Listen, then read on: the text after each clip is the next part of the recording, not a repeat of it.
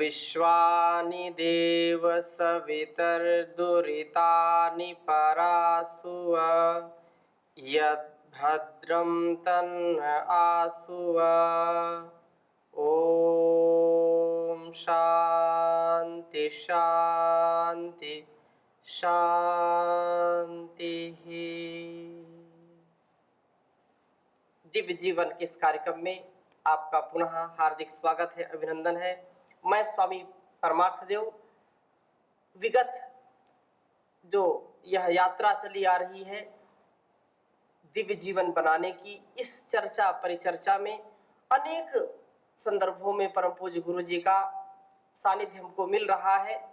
और निश्चित रूप से जो दो मार्ग गुरु जी की ओर से और ऋषियों का जो जीवन है, क्योंकि ऋषिकल्प गुरु जी का जो जीवन का अनुभव है, उनका जो ज्ञान का जो सार है, उसमें योगमय और भोगमय जीवन का स्पष्ट दृष्टि है, उस दृष्टि को हम सहज प्राप्त कर रहे हैं।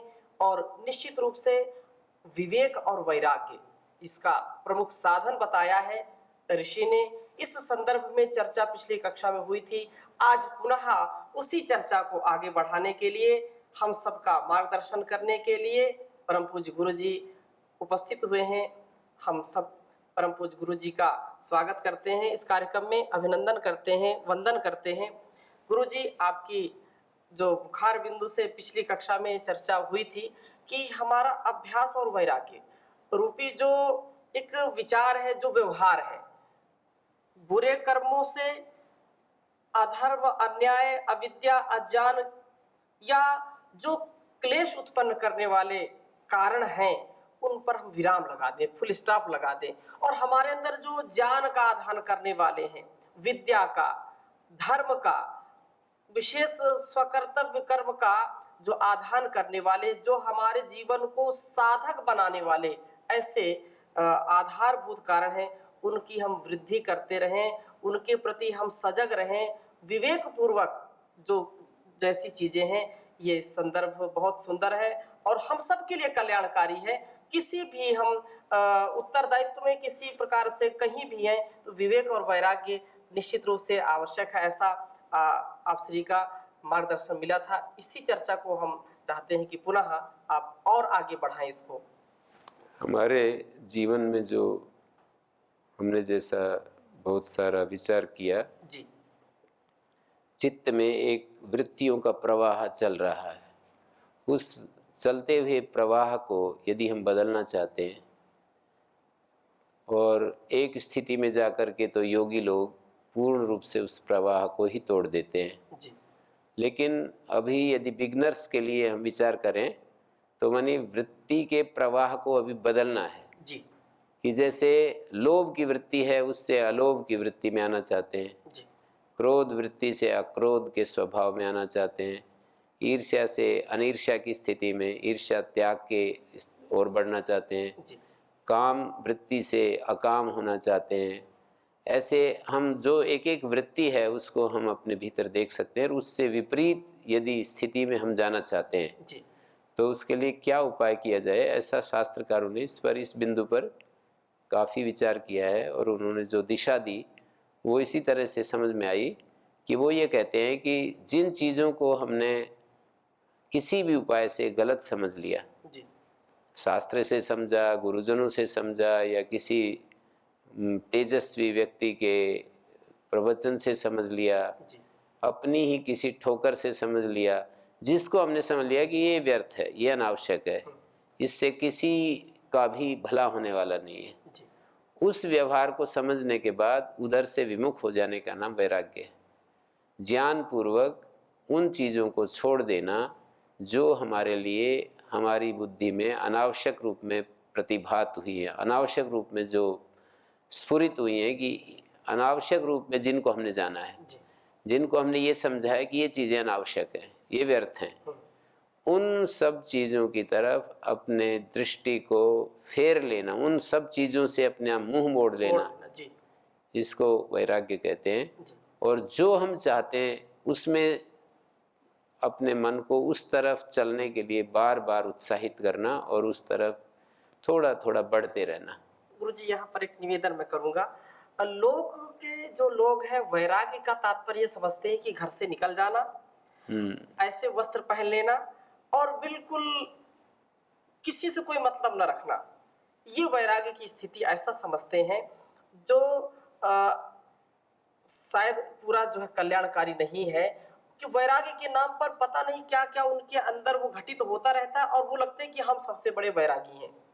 नहीं, वैराग्य तो राग के अभाव का नाम है जी। वो वस्त्र आदि से संबंध नहीं है उसका। जी। हम कहीं पर भी हैं, घर में हैं, बाजार में हैं, व्यापारी हैं, कृषक हैं, अध्यापक हैं, जहाँ पर भी हैं, कोई भी वैरागी हो सकता है। कोई भी, मानी उन चीज़ों से विराग करना होता है जो हमारे लिए हमारे ज्ञान ने हमको दिखाया। हमारा ज्ञान का मतलब है कि गुरुजनों ने हमको दिखाया और हमने एक्सेप्ट किया। जी। किसी ने हमको समझाया और हम समझ गए कि ये तो ठीक कह रहे हैं आप। इंद्रियों की, इंद्रिय विषयों में जो प्रवृत्ति होती है जी। वो हमारे लिए न तो उससे, यदि वो प्रवृत्ति है तो वो हमारी ऊर्जा का क्षय करती है। वो प्रवृत्ति, उससे हम सेवा भी नहीं कर पाते हैं, उससे हम तपश्चर्या भी नहीं बन पाती है, ज्ञान प्राप्ति भी नहीं हो पाती है। तीनों काम नहीं होते हैं। व्यक्ति के जीवन के 3 प्रमुख लक्ष्य हो सकते हैं जो समझ में आया मुझे। जी। कि या तो वो जो ऊर्जा उसे मिली है जी। उस ऊर्जा के द्वारा वो तप करे और ज़्यादा उसको, अपनी ऊर्जा को तप में लगाए जिससे कि प्योरिटी आए। जी। तप के लिए ऊर्जा लग सकती है, या सेवा के लिए ऊर्जा लग सकती है, या ज्ञान प्राप्ति में ऊर्जा लग सकती है। जी। और इन तीनों में नहीं लगती है तो भोगों में लगती है। तो व्यक्ति जैसे भोग में अपने आप को इसलिए डाल रहा है कि भोग में उसको समझ में ऐसा आया कि ये बहुत ही जीवन की बहुत बड़ी चीज़ है और यदि ये चीज़ मिल गई तो तेरा आना सफल हो जाएगा। ऐसा बोलते भी है जी। कि कुछ करके ही नहीं देखा तो तुम आना ही तुम्हारा तो बेकार है इस धरती में। जी। धरती का बोझा ही बने हुए, ऐसी ऐसी बात भी बोल देते हैं जी। कि तुमने आए और तुमने कुछ करके ही नहीं देखा तो तुम्हारा तो आना न आना बेकार हो गया। ऐसे बच्चों के भी मन में ऐसी ऐसी बातें डाल देते हैं दूसरे लोग। जी। तो वो भी ऐसे सोचने लगते हैं। एक वाक्य जो है ना हमारे जीवन में अंधेरा ही अंधेरा लाता रहता है, एक वाक्य हमारे जीवन में प्रकाश ही प्रकाश लाता रहता है। जी। वो वाक्य की बड़ी महिमा होती है। जैसे हमने कहीं सुन लिया बाल्यकाल में कि खाने पीने की कोई चोरी नहीं होती, जी। बोल देते हैं लोग। जी। जी। और एक वाक्य वो हमेशा उसको चोरी करवाता रहता है। वो वही संस्कार बन जाते हैं। खाने पीने में तो कोई चोरी नहीं, हमने बचपन से सुना है, तो कहीं से भी वो, हाँ, कहीं से भी कुछ खाने लगता है, किसी उसकी है या नहीं है, उसमें खाने पीने की कोई चोरी नहीं होती। जी। और वो चोरी करता रहता है और अपना स्वभाव बिगाड़ता रहता है। जी। तो ऐसे एक एक वाक्य, जी। मतलब ये भी एक ऐसे ही वाक्य है कि जीवन में यदि हमें मनुष्य शरीर मिला है तो सारी चीज़ें करके देखनी चाहिए। ये भी वैसा ही अज्ञान का, कोई भी चीज हो, गलत हो सही हो, सब करिए। संसार हाँ, में आए सब कुछ करिए, इसका करके, सबका रस लीजिए। हाँ, तो सब कुछ करके देखेंगे जी। तभी हमारा जीवन सार्थक है। तो इस तरह से एक एक वाक्य हम किसी से सुन लेते हैं और उसको प्रमाण मान करके उसी के अनुसार, वो तो बहुत विरले लोग होते हैं जो परीक्षा करते हैं किसी बात की। जी गुरु जी। और ये जो बोला गया है ये वास्तव में ठीक है या गलत है, इस परीक्षा के बाद और फिर वो प्रवृत्त होते हैं। नहीं तो सामान्य रूप से तो ये होते हैं, कोई बात सुनी और बस वैसे ही चलने लगे। हमने जो कुछ सुना है, हमने जो जाना है, समझा है, उसके अनुसार हमें, उसके अनुसार जो हमें चीज़, हमारा हमारा जो ज्ञान होता है हमें 2 दिशा देता है। हम जो कुछ सुनते हैं, जो कुछ पढ़ते लिखते हैं पुस्तकों से, हमारा ज्ञान हमें 2 चीज़ें समझाता है। कुछ की तरफ इशारा करता है कि इसको हटाओ, इसको छोड़ो, और कुछ के लिए समझाता है कि इस तरफ चलो, इस तरफ से मुंह मोड़ो और इस तरफ चलो। ऐसा हमारा ज्ञान हमको बताता है। और ये जो 2 बातें हैं उनमें से इधर चलो इसका नाम अभ्यास है, इधर से मुंह मोड़ो इसका नाम वैराग्य है। तो वैराग्य तो कोई भी जो उसको समझ में उसको शास्त्र से, अपने आचार्यों से, गुरुजनों से जो ये बात समझ में आई कि ये जीवन का रूप ठीक नहीं है कि अपनी ऊर्जा को विषयों में बहाते रहना जी और भोग में जीवन, ये जीवन का कोई हमारा, ये समझदार व्यक्ति के लिए जीवन का ये कोई स्वरूप नहीं है। जी यदि विवेकशील है, विचारशील है, समझदार है, विचार करता है, तो ऐसे व्यक्ति के लिए जीवन का ये कोई रूप ही नहीं है कि आदमी भोगों में अपने आप को बस बहाता रहे, जी बेतहाशा भोगों में अपने आप को झोंक दे और वहाँ अपना सब कुछ लुटाता रहे। तो ये जीवन का कोई रूप नहीं है। ये बात यदि हमें समझ में आ जाती है तो इसके समझने के बाद आदमी को 2 स्टेप, क्योंकि ये समझ में आती है तो साथ में ये भी आती है कि जीवन का सच्चा स्वरूप क्या है। जी तो सच्चा स्वरूप यही हो सकता है कि हम अपनी ऊर्जा को तप संचय में, तप करने में लगाएं, अपनी ऊर्जा को ज्ञान बढ़ाने में लगाएं, समझ को, सब चीज़ों को हमारे को ऐसे ठीक ठीक दिखाई दे, अपने ज्ञान का विकास करने में लगाएं जी और हमारे द्वारा जो सेवा हो सकती है उस सेवा में अपनी ऊर्जा को लगाएं। और ये 3 काम इतने अच्छे होंगे कि इससे अपने को भी तृप्ति मिलेगी और जो हमारे इर्द गिर्द होंगे उनको भी खुशियाँ मिलेंगी। जी तो ये अभ्यास का जो रास्ता है वो हमारे को इस तरह से आगे बढ़ाएगा कि हम धीरे धीरे धीरे धीरे जहाँ हम जाना चाहते हैं उधर हमारे को माने हमें पता भी नहीं लगेगा, खींच करके ले जाएगा। जैसे कि जब आदमी को सत्संग और ये स्वाध्याय और ये विचार की बातें नहीं मिलती और प्रतिकूल वातावरण में रहना होता है बच्चों को, तो उनको पता भी नहीं रहता और धीरे धीरे उनका जीवन पूरा भोग में हो जाता है, उनका विचार भोग में हो जाता है, उनकी दृष्टि भोग से परिपूरित हो जाती है, उनकी सब चीज़ें, सब एक्टिविटीज़, सब सोचना, सब करना उनका उसी दिशा में रहता है। तो ये आदमी का ऐसा स्वरूप ही ऐसा है कि वो कुछ सोचता नहीं पर वो हो जाता है वैसा। यदि वातावरण प्रतिकूल मिला है तो अनुकूल मिला तो अनुकूल हो जाता है। तो अभ्यास और वैराग्य, ये 2 उपाय बताए चित्त वृत्तियों के निरोध करने के लिए। और अपने चित्त वृत्तियों का निरोध होने से पतंजलि ने ये बताया कि हमारा मन एकाग्र रहता है या उस एकाग्रता से भी पार चला जाता है। या तो एकाग्र रहता है, किसी एक विषय में रहता है, किसी एक विषय का मतलब कभी भी चित्त किसी अशुभ विषय में लगातार नहीं रह सकता है। एकाग्र रहेगा तो किसी शुभ विषय में ही रह सकता है। अशुभ विषय में कितना भी कामी हो हमेशा काम में नहीं रह सकता। ये बड़ी बात है गुरुजी, क्योंकि फिर व्यक्ति उसको जब वो हटता है या सात्विक स्थिति में आता है, दूसरे अच्छे कार्य में लग जाता है, यदि उसकी मात्रा बढ़ा दे तो पूरा सात्विक हो जाएगा। बिल्कुल। यदि क्रोधी है जी तो कभी भी ऐसा नहीं है कि हमेशा क्रोध में रहे। जी बीच बीच में उसको हंसी भी आती है, बीच बीच में उसको शांति महसूस भी होती है। जीवन में उसको भी क्रोध से अलग स्थिति में भी रहना पड़ता है। तो यदि हम एक वृत्ति में रहें तो एक वृत्ति में तो रह सकते हैं, पर अनेक वृत्तियों में रहते हुए निरंतर उन वृत्तियों में नहीं रह सकते। वो तो बीच बीच में दूसरी वृत्तियां भी आती हैं। तो यदि हम मन को एकाग्र कर लेते हैं, एकाग्र तो हमारा मन ज्ञान की साधना से ही होता है, तप से ही होता है, सेवा से ही होता है। मानी जैसे मैंने 3 शब्द बोले, ज्ञान, तप और सेवा, इन्हीं से एकाग्र होता है। यदि व्यक्ति केवल मात्र भोगों में लिप्त है, योग की बजाय भोग में जीवन को ही इसने टारगेट बनाया है, तो उसका मन एकाग्र नहीं हो सकता है। उसका मन चंचल होगा और हुदेड़बिन में रहेगा और कुछ कुछ सोचता रहेगा।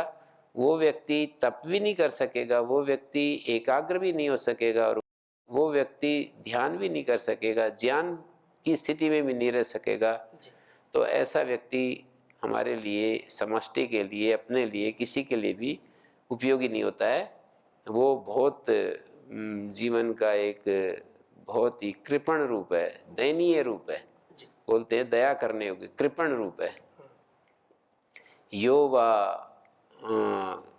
गार्गी अस्माल लोकात् प्रैति अविदित्वा आत्मतत्वम अस्माल लोकात् प्रैति स कृपणा।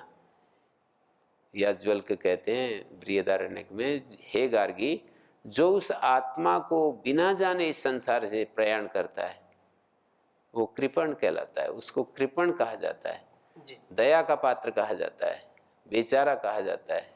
वो बेचारा होता है, वो हेल्पलेस होता है, जो इस तरह से जो जिसका जीवन एक खिलौना बन जाता है, भोगों का खिलौना बन जाता है। जी। तो ये हमको ये बातें यदि हमारे मन में बैठ जाती हैं कि हमारे जीवन का लक्ष्य क्या है, हम क्यों हैं इस धरती पर, जी। हमारा उद्देश्य क्या है, और निश्चित रूप से जब हमारा लक्ष्य में ये बात आ जाती है कि हमारा जीवन तो तप करने के लिए है, सेवा करने के लिए है, या ज्ञान प्राप्ति के लिए है, तो फिर हमारे जीवन में कितनी सहजता आ जाती है। धीरे धीरे वो जो चीज़ें इतनी कठिन मानी जाती थी जी। कितनी कठिन समझी जाती थी, जिनको कि मैं उनके नाम से ही घबराता था कि ये तो मेरे जीवन में बहुत मुश्किल है, ये नहीं हो पाएगा। निराश, कितनी हजारों बार निराश भी हुआ था। जी। वो व्यक्ति आशा से भर जाता है, वो व्यक्ति अपने में सहजता महसूस करने लगता है। ज्ञान तो ऐसी अद्भुत चीज़ है, तप ऐसा अद्भुत है, सेवा ऐसी अद्भुत चीज़ है कि हम ज्ञान, तप और सेवा, इन तीनों चीज़ों को यदि बराबर अपने साथ रखें तो हमारा जो जीवन अभ्यास में जीवन हो जाएगा। जी। हमारा जीवन सच्चे अभ्यासों से भर जाएगा, और सच्चे अभ्यासों से जो भरा हुआ जीवन होता है वो व्यक्ति, उस व्यक्ति में फिर जो दुरभ्यास हैं वो ठहर नहीं सकते। जी। और ये जो सहज हमारी जो मनोवृत्ति है या स्वभाव है, जैसे आपसे ने कहा कि कोई भी व्यक्ति क्रोधी है, कामी है, तो वो हमेशा उस भाव में नहीं रह सकता है। ये एक बहुत बड़ा विज्ञान है गुरुजी। और जो दूसरा पक्ष आपसे ने रखा कि वो सात्विक स्थिति में तो रह सकता है। जी, अगर लंबे समय तक हाँ। यदि ज्ञान उसके मूल में आ जाता है, जी जी जी जी। तप और सेवा, तीन चीजें मूल में आ जाती हैं, हाँ। तो वो सात्विक स्थिति में तो सदा निरंतर रहता रहेगा। हाँ। थोड़े सा आलम्बनों से तो उसको अपने को बचाना पड़ेगा, जी। बीच में जो है ना सचेतन रहना पड़ेगा, अंदर लक्ष्य निर्धारित करना पड़ेगा, उसको सुनिश्चित अपना एक लक्ष्य बनाना पड़ेगा कि मेरा जीवन जो है, मेरा ये मनुष्य जीवन, मुझे इस शरीर के अलावा कोई एक बताया जाता है जिसको आत्मा कहते हैं। जी। अंततः मुझे उस आत्मा को, जो कि तिरोहित है, जो कि ढका हुआ है, उस ढक्कन को उखाड़ना है। जी।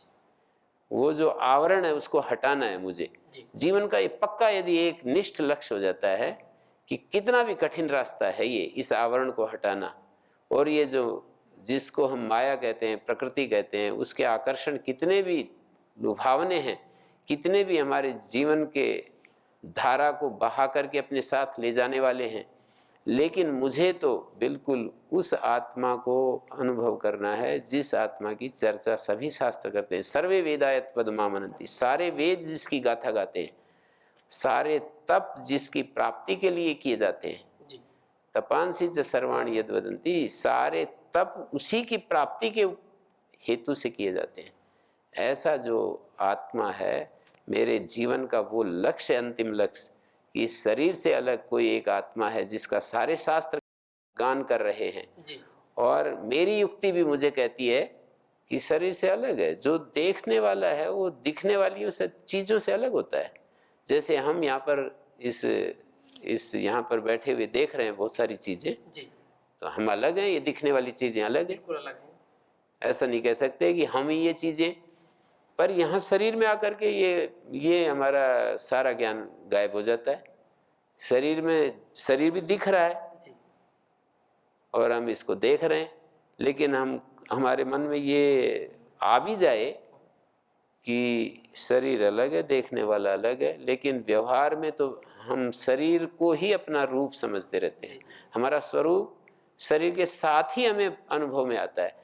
विचार करने पर पता लगता है मैं अलग हूँ और यह शरीर अलग है। जैसे ये सारी वस्तुएं मेरे से अलग है, हाँ। मैं वस्तु मैं नहीं हूँ। हाँ, तो शरीर भी एक वस्तु है।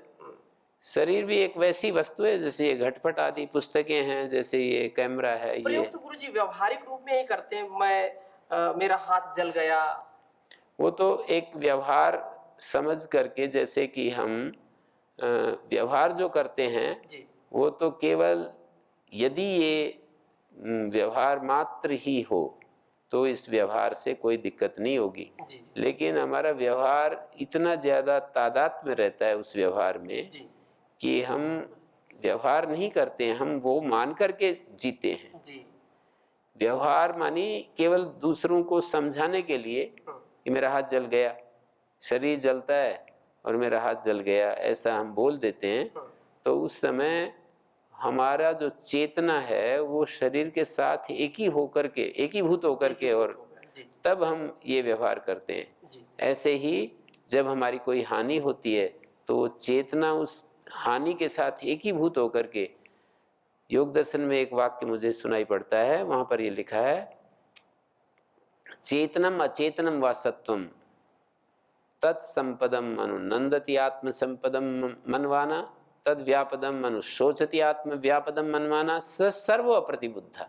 जी वो सभी लोग अप्रतिबुद्ध हैं, अज्ञानी हैं, जो किसी चेतन या अचेतन जो भी हमारे इर्द गिर्द होता है, दो ही तरह की चीजें होती हैं, जी उनके साथ अपना तादात्म्य करके वो चीजें बढ़ती हैं तो हम अपने को बढ़ता हुआ मानते हैं, वो चीजें घटती हैं तो अपने को घटता हुआ मानते हैं। जी जी सर्व अप्रतिबुद्ध, ये सभी अज्ञानी हैं इस तरह से जो सोच करके जीवन जी रहे होते हैं।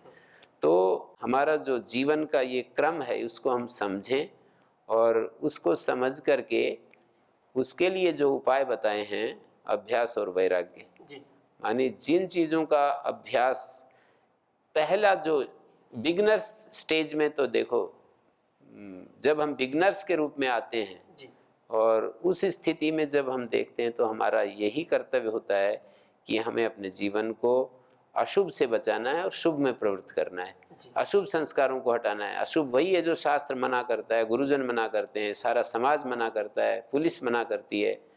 ये सब जो है ना, हमारे एक गुरुजी थे वो बताते थे कि 5 चीज़ों से मनुष्य को शुभ और अशुभ का पता लगता है। सबसे पहले स्टेट, फिर समाज, फिर गुरु, शास्त्र और हमारी कॉन्शियसनेस। जी यानी ये जो स्टेट होते हैं, स्टेट के रूल्स होते हैं, जी वो हमको दिशा देती है कि ये करो ये मत करो। समाज भी दिशा देता है, अलग अलग समाज अलग अलग दिशाएं देते रहते हैं। जी और फिर गुरुजन भी हमारे जैसे हमें मिलते हैं, अलग अलग गुरु अलग अलग अपने शिष्यों को एक दिशा देते रहते हैं। ज्ञान जैसा उनका ज्ञान होगा वैसा शिष्यों को देंगे। हाँ, जी ऐसे शास्त्र जो हमारे संपर्क में, हमारे वेद शास्त्र हैं, किसी का मुस्लिम लोगों का कुरान है, जी। बाइबिल है, जी जैन लोगों का कुछ अलग शास्त्र है जी और बुद्ध भगवान के उपदेश अलग शास्त्र हैं। तो हमारे तो वेद शास्त्र जो हैं हमारे शास्त्र होते हैं और इन शास्त्रों के जो मार्गदर्शक गुरु होते हैं, जी और फिर इन सब से जो हमारी एक चेतना गठित होती है, जी वो भी हमारे को जैसे ही थोड़ा भी हमारे मन में कुछ इधर उधर तार हिलते हैं ना, तो हमारी चेतना तुरंत हमको कहती है कि गड़बड़ हो रही है। जी यानी बिल्कुल इंस्टेंटली, तत्काल हमको संकेत देती है कि उसमें तो कुछ बात मतलब गड़बड़ हो रही है, इसको ठीक करो। जी जैसे कि आजकल की भाषा में कहें तो मशीन में थोड़ा सा भी विकार आता है तो उसमें जो यंत्र लगे रहते हैं ना, जी वो अपने आप तुरंत संकेत दे देते हैं। गाड़ी में तेल कम हो रहा है तो बेल्ट नहीं लगाई तो तुरंत वो बोलने लगता है कि बेल्ट आपने नहीं लगाई है। जी और यदि हम रास्ते में चल रहे होते हैं और थोड़ा भी हमने रास्ता इधर कर दिया तो गूगल मैप हमको बता देता है कि तुमने रास्ता दूसरा पकड़ लिया है, जी जी ठीक रास्ता नहीं चल रहे हो, जी तुमने जो है ना, तुम अपने रास्ते से भटक गए हो। ऐसे हमारी चेतना हमको इतना, जैसे ये बाहर के उदाहरण है ना, जी जी गूगल मैप की तरह ही है, मतलब हमारी चेतना हमको कहती रहती है कि रास्ता छोड़ रहे हो तुम अपने सही रास्ते पर चलो। तो ये इन संकेतों के अनुसार जो जीवन जीते हैं, मानी अच्छे वेद शास्त्रों के जो संपर्क में हैं, गुरु अच्छे गुरु मिले हैं, अच्छे समाज में जो रहते हैं और इन सब में रहते हैं, तो कॉन्शियसनेस जो चेतना निर्मित होती है इन सब के द्वारा, जी जी हमारी ठीक गलत को देखने की जो दृष्टि है, उपयोगी अनुपयोगी संबंधी जो दृष्टि है, वो इन सब से निर्मित होती है। वो जो दृष्टि हमारी निर्मित होती है उसके भी अनुसार हमें चलना होता है। जी तो वो सब हमारे को वो कहा जाता है कि ये धर्म का मार्ग है और उससे विपरीत चलेंगे तो वो हमारे लिए अधर्म का रास्ता होगा, हमारे लिए पतन का रास्ता होगा, और धर्म का रास्ता हमारे लिए उत्थान का रास्ता होगा। जी तो धर्म के रास्ते पर चलने का नाम अभ्यास है, और अधर्म से अशुभ से निवृत्त होने का, विमुख होने का, उधर से फुल स्टॉप लगाने का नाम वैराग्य है। और इस दोहरी क्रिया से, अभ्यास और वैराग्य के इस साधन के द्वारा हम निरंतर, हमारी ऊर्ध्व गति होती रहती है, हमारा जीवन और निर्मल होता जाता है, हमारा जीवन सात्विक होता जाता है, और ये जीवन की अंतिम परिणति आत्मदर्शन में होती है। जी तो ये आज मैं यही विराम देता हूँ। निश्चित रूप से परम पूज्य गुरु जी ने बहुत ही सरल शब्दों में इस बात को बताया कि अभ्यास और वैराग्य हमारे जीवन को आगे बढ़ाने वाले हैं। और अभ्यास वैराग्य है क्या? तो जानी माता पिता गुरुजनों का प्रिय आचरण, वेद अनुकूल आचरण, आत्मानुकूल आचरण जब हम करेंगे, इसका अभ्यास हम सतत करें, इनकी आज्ञा का पालन करेंगे, तो यही अभ्यास है। और अधर्म से, अन्याय से, अंधकार से, अज्ञान से, अविद्या से अपने आप को अलग कर लें, जो वेद के प्रतिकूल है, गुरुजनों के, ऋषियों के दिए गए उपदेशों के प्रतिकूल है, उससे हम अपने आप को अलग कर लें, यह वैराग्य है। ऐसे अनेक संदर्भों में आगे की चर्चा परम पूज्य गुरु जी से सुनेंगे। आज की कक्षा को यहीं पर विराम देते हैं। सबकी ओर से और अपने हृदय की गहराइयों की जो है तह से परम पूज्य गुरु जी को मैं करबद्ध निवेदन करता हूँ, वंदन करता हूँ, प्रणाम करता हूँ कि हमको ऐसे ही अपने जान में, प्रेम में आशीर्वाद से सदा अभिषिक्त करते रहें। ओम शांति शांति शांति।